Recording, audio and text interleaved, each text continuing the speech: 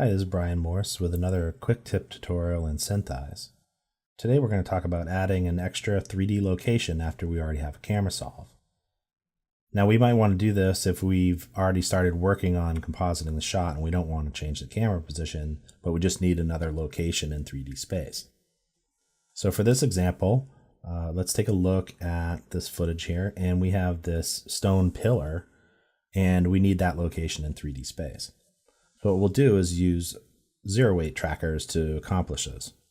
So by holding down the C key on your keyboard, which is a shortcut for adding trackers, and just click, add a tracker to the scene, and let's line it up.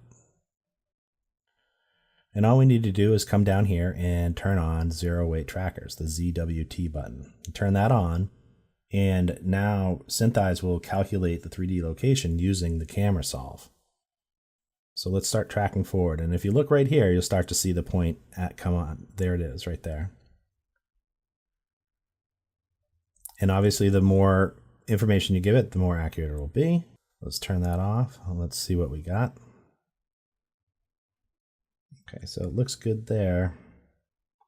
As we go down to the end here though, we can see that it's sliding off, so we have to give it a little bit more information.